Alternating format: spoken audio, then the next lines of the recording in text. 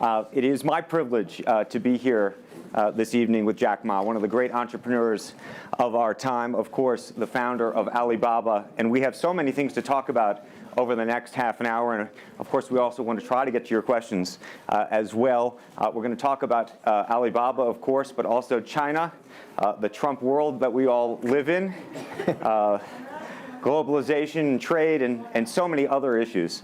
But first of all, thank you for joining us. Yeah. Let me start with this, which is to say that you just spent some time inside Trump Tower and went to go visit with Donald, our president-elect in the United States. Tell us about that meeting. Well, it's a very productive meeting, much better than I thought, than I expected. What did you expect? Well, I heard a lot, and I watched, like everybody, I watched all the news and heard a lot about him. So when I go inside, I saw, anything that, but he's very sort of open-minded, listen what I talk. So I think I'm very happy about results. And finally, when he said, Jack, let me walk you down. So it seems he's very happy about the results we had. Can I ask, how does a meeting like that happen? Do you call him? Does he call you? Well, how does this take place? Well, that's the question I'm asking myself. Because someday I got some requests from people say, Jack, do you want a meeting the president-elect? I say, is that true or not? Because I'm not ready for that. Because I don't know what to talk about. And then a few days later, I got another request. I got several requests, and then I saw one email with a friend, and it's very sort of specific. I thought about it. I think, yes, maybe I should go and have a talk. And at least I think President-elect Donald Trump would be happy to hear what I want to talk about. So I went. And what did you tell him? Talk about the small business, talk about agricultural products, talk about the trade between China and the USA. We especially focus on telling about how can we bring the small business in America, sell them to China, to Asia, through our network, which can create a lot of jobs for them. And you committed to create what you say is going to be 1 million jobs in the United States over the next 5 years. Yeah. Now, that's not 1 million jobs that Alibaba itself, but you're not hiring 1 million people. No, we totally, Alibaba employee put together is like 45,000 people. We cannot hire 1 million. I cannot imagine I can manage 1 million people. Explain to us how you think about the U.S.-China relationship, given some of the comments that Donald Trump has made about China being a currency manipulator. Did that come up during your meeting? Well, I think first, in America, there's a freedom of speech, right? So he can say whatever he wants, and I respect, I understand. But of course, I have my views. We did not debate about the China-U.S. trade or manipulation. We did not debate. We did not talk. We agreed on something. Small business, developing the Midwest America, helping the farmers there, small business there, exporting to China. So we all agreed. But something that we did not discuss about the American the job losing to China, Mexico, and this. Can I share with you my ideas? Please. Yeah. First, I think 30 years ago, when I just graduated from universities, I heard America had a wonderful strategy. They outsource the manufacturing job, service jobs. They outsource the manufacturer to Mexico and China, outsource the service job to India. There's a book called The World is Flat. Tom Friedman, colleague at the New York Times. And I think it's a perfect strategy. You know, that the Americans said, we just want to control the IP, we just want to technology, we just want the brand, and leave the lower-end jobs for the world. Great strategy. And second is that the American international companies made millions and millions of dollars from globalization. The top 100 companies in America. Amazing. I remember when I graduated from university, I tried to buy a beeper, the Motorola beeper. Cost me $250. My pay at that time is $10 a month. as a teacher.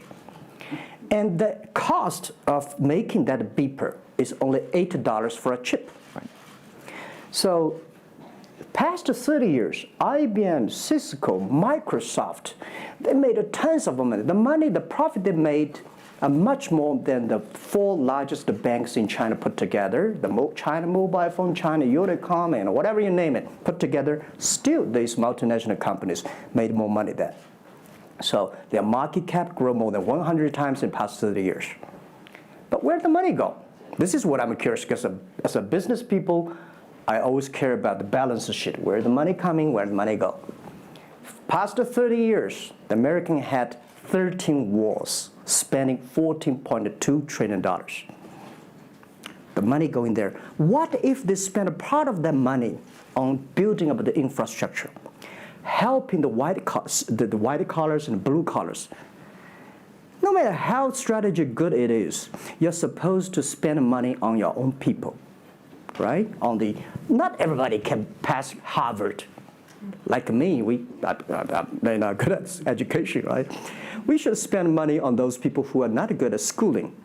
And the other money, which I'm curious about, is that when I was young, I heard America is about Ford and Boeing, those big manufacturing companies. Last 10, 20 years, I heard about is Silicon Valley and Wall Street. The money go to the Wall Street. And what happened? Year 2008. The financial crisis wiped out $19.2 trillion USA alone. They wiped out all the white collars and destroyed 34 million jobs globally.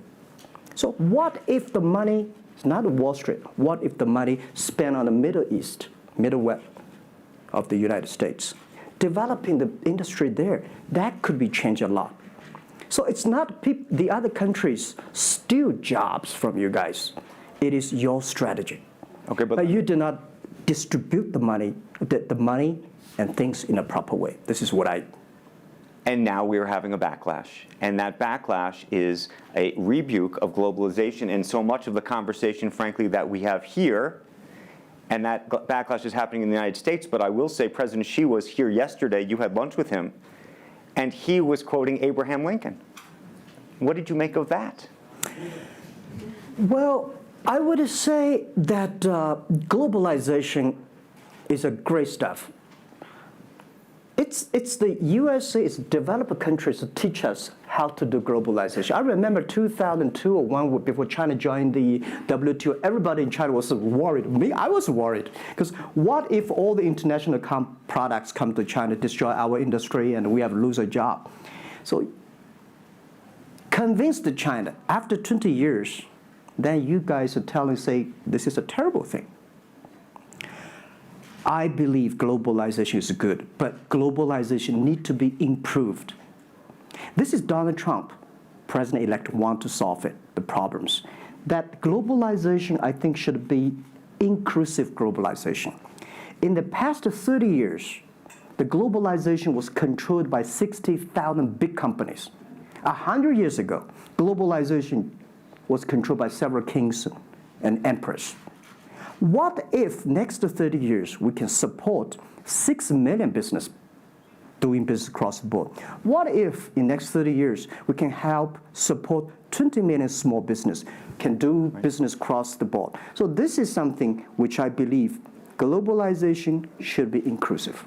And do you think that the words of President Xi will happen in reality, which is to say that China has largely acted on its own behalf for many, many years, and now is effectively saying that the U.S. needs to continue acting on everybody else's behalf? Yeah, I think, the world needs some, Mr. Xi yesterday said, it's a wonderful time, it's a bad time, or the worst time. The world needs a new leadership, but the new leadership is about working together. This is what I understand. We do not necessarily need one specific leader to teach us what to do, what not to do. But the world have to partner together. This is what I think. And I think as a Chinese, as a business people, I feel proud for what President Xi said yesterday. As a business person, I want the world to share the prosperity together, to join the force together. As a Chinese, I'm happy about what he committed. Yesterday he said, he speaks like us, takes the responsibility of the second largest economy. As the China's second largest economy, he has to take some responsibility. This is the first time I heard a Chinese leader make number commitment. He said, next 10 years, we are going to import $8 trillion US. This make me feel excited because China is transforming from exporting to importing. If there's a concrete number, if we can fulfill it, this is going to be huge change to the China and to the world. But don't you think that it's easier today for China to be interested in globalization because of the benefits that can accrue to China because you're continuing to develop than it is for countries that are, quote unquote, developed? Well, first, the WTO rule is not designed by China. It's not made by China. I would say there's something that I want to change. The WTO is designed, a lot of rules designed for big companies in the past 30 years, and only big companies can do it. And China definitely benefit a lot from opening. I think China should learn one thing, that we grow in the past 30 years, it's because we open to the world. If we continue to open to the world... Not fully. Okay. An American business that wants to effectively go into business in China has a very difficult time, has to partner effectively with a company that's there already. This is why I said China has problems too. The world has problems. And China definitely has a lot of problems. China should open, should be more confidence. This is what I feel yesterday. I feel the confidence of Mr. Xi that he is ready to open more to the world. This is what I suggest, that we should solve the problem by business community, right, by negotiation. WTO, China joined WTO for like 20 years or 70 years. I don't know the number, but the past years, that I think we as a business, we as a country, we as the world, we have to review something. Right. But not because unbalanced things, we stop it. You've been calling for something called EWTP. Yeah. What is that? This is what I would talk about, is that the WTO was great, but they mainly designed for developed countries, big companies. There's no opportunity for small business. We want to build up an EW, Electronic World Trade Platform, to support young people, small business, thanks through mobile phones, internet, they can sell and buy across the board. And the other thing is that WTO is a very interesting organization. When you put the Doha round, when you put 200 government officers in one room, ask them to agree on something, it's impossible. I can never imagine that they can agree on something together. Business should be designed by business people. So we believe EWTP should be something that the business people sit down together, agree on something, negotiate on something, and get endorsement from the government. I want to talk a little bit about Alibaba and the model itself, because I think for many in the West, if you will, they don't necessarily understand it. And to the extent that the extent that I could try to compare it to Amazon, which I know you think is an unfair comparison, one of the things that's so fascinating to me is that Amazon and Jeff Bezos have pursued what might be described as a very asset-heavy business model. They're buying airplanes. They want to own the entire supply chain from beginning to end. And Alibaba has effectively an asset-light business. It is very much, in terms of the retail piece of this, the opposite. You don't want to own the warehouses. You don't want to own the logistics companies. How do you think about that? Is Jeff Bezos right, or are you right? And is there going to be a meeting in the middle? I hope both are right. And because the world can never have one model. If the world has only one correct model, the world is too boring. Right? We need to have all kinds of models. And the people who do the model should believe in the model. And I believe what I do. Right? The difference between Amazon and us. Amazon is more like an empire. Everything they should control themselves, buy and sell. And our philosophy is that we want to be an ecosystem.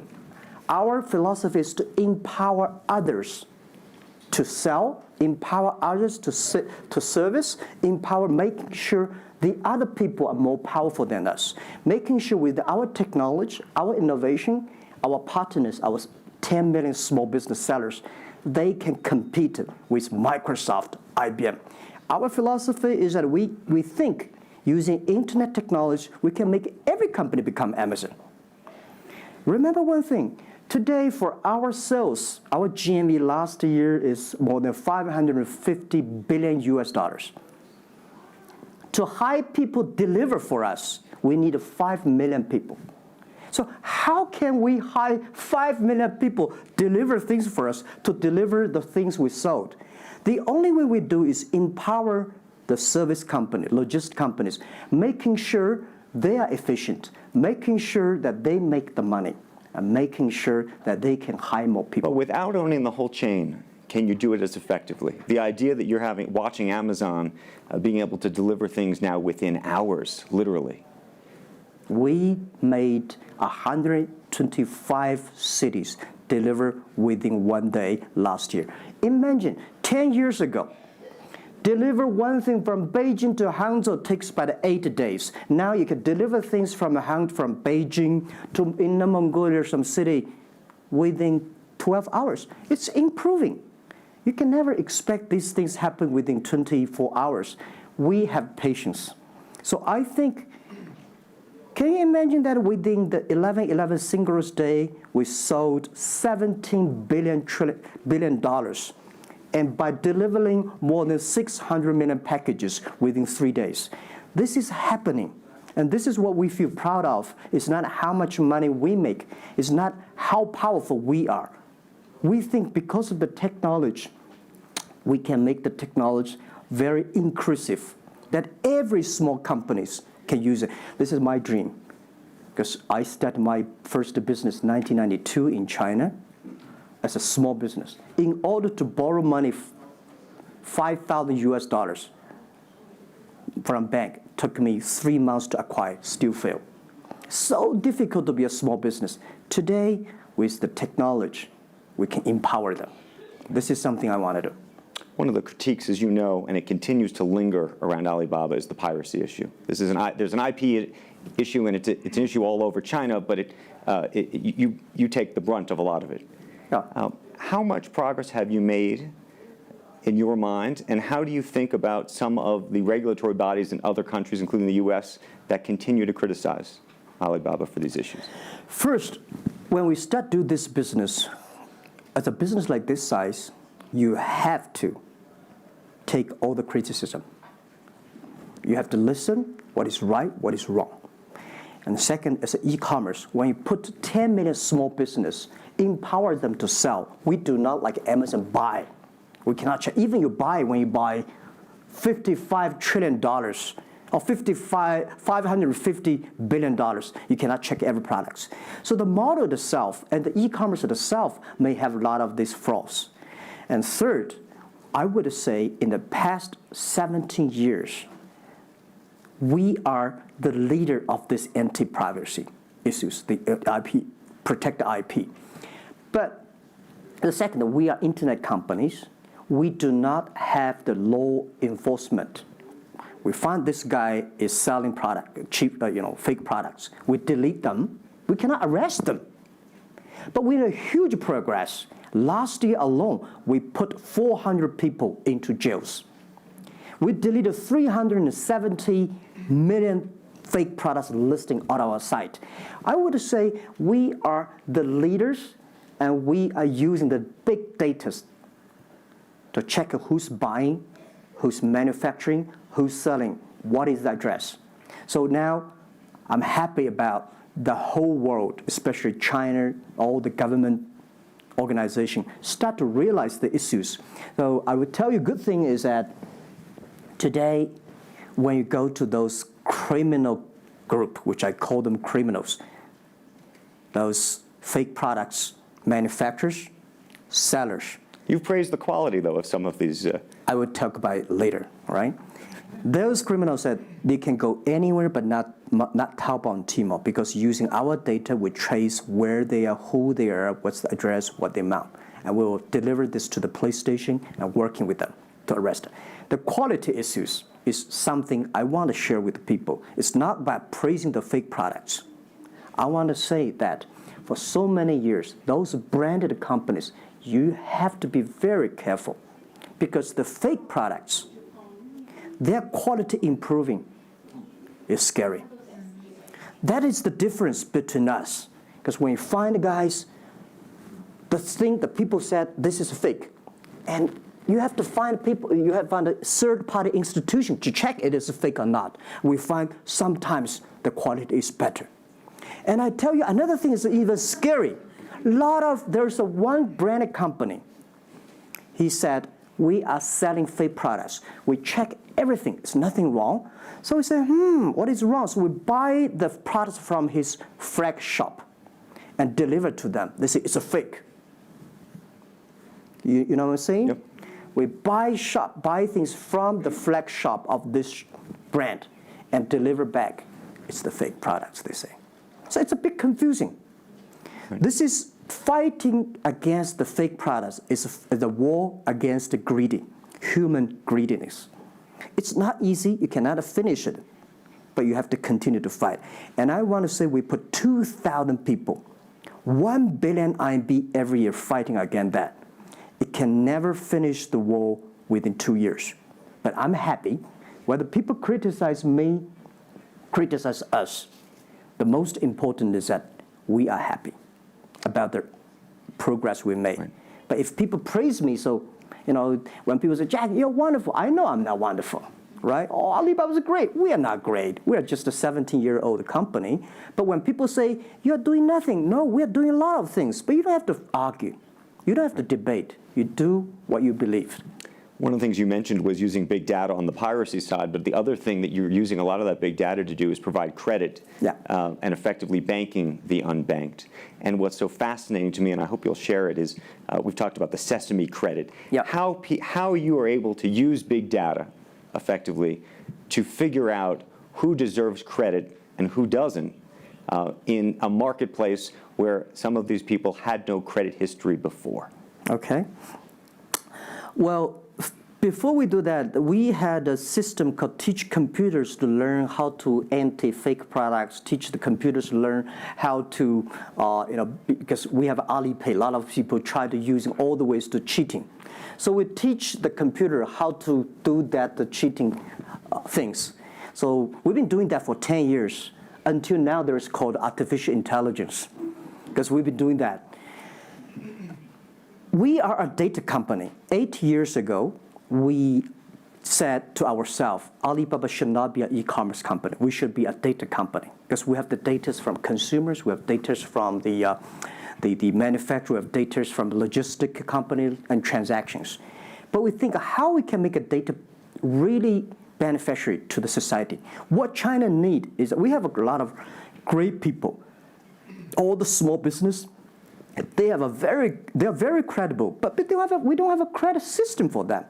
So how can we using a credit rating system based on the data we have to giving everybody a Sesame rating system?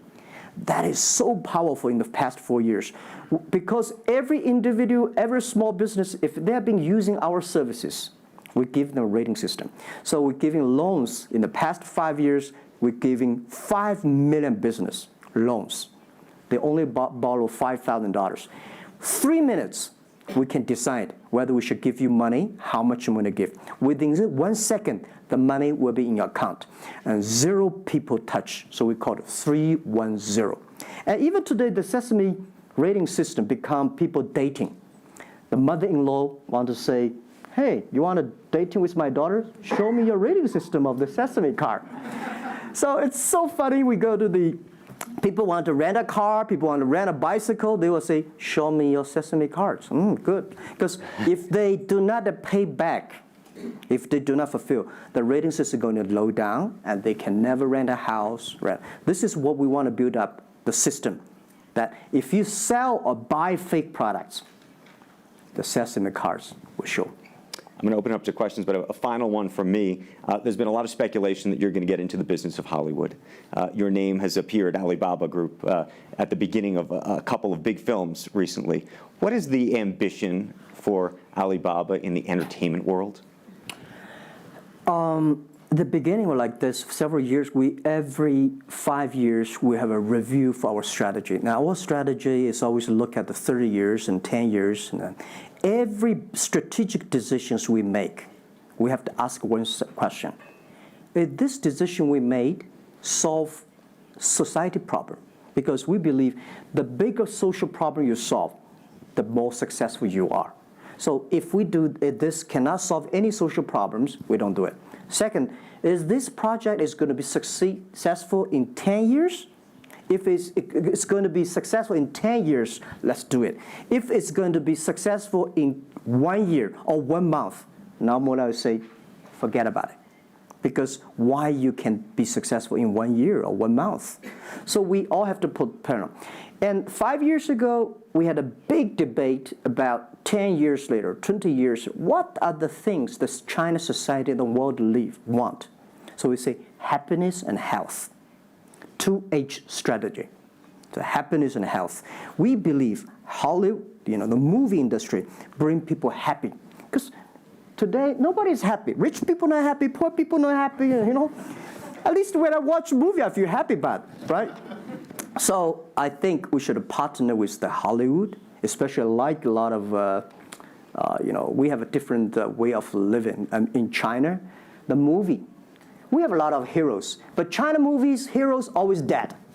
The American movie hero never die. If all the heroes die, who want to be the hero?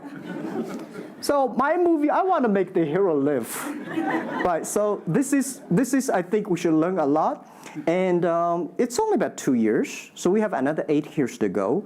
I want to make our company that it's not e-commerce. It's something that giving people inspirations, giving people, because I learn a lot. For example, I always say that my favorite movie, Forrest Gump. Life's tough. This is I learned, and that inspired me.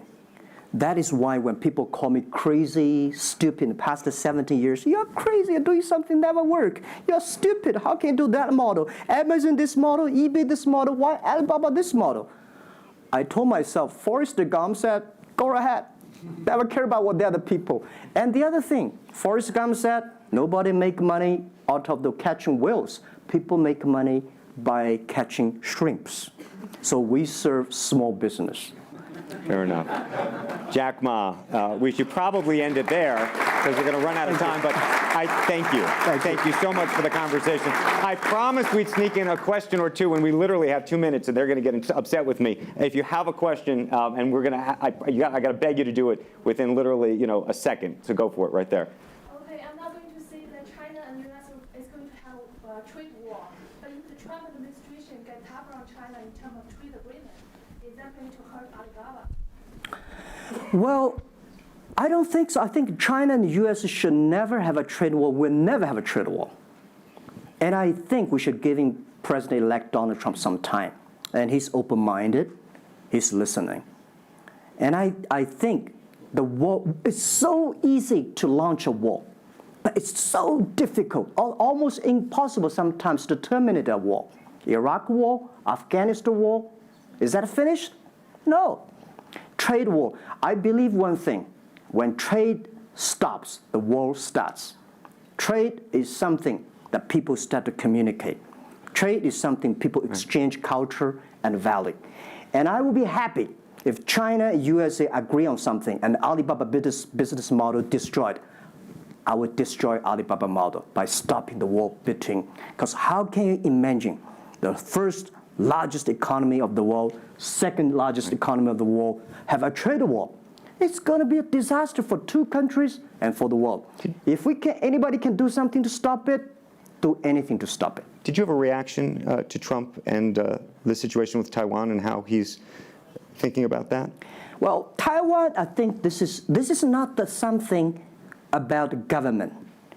This is not something about business. It's something about people. If the Taiwan issue is the population, if you do Taiwan issue, it's like against 1.4 billion people.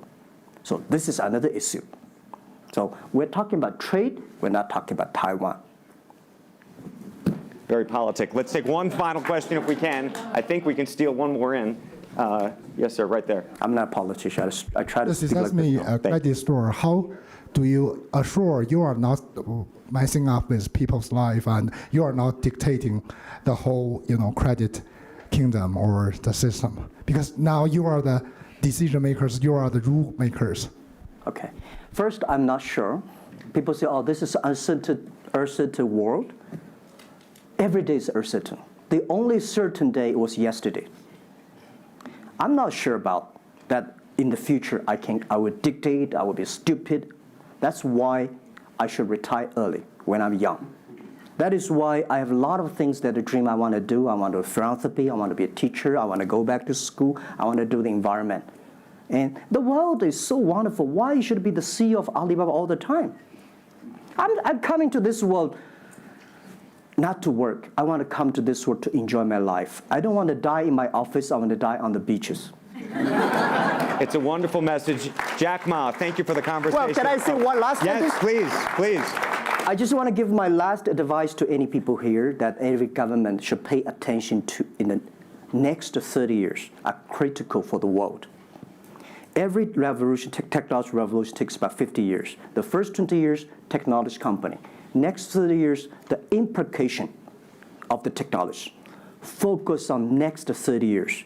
The first 20 years, eBay, Amazon, Facebook, Alibaba, Google, good. The most important is that make the technology inclusive, make the world change. This is 30 years. Next, pay attention to those people who are 30 years old, because those are internet generation.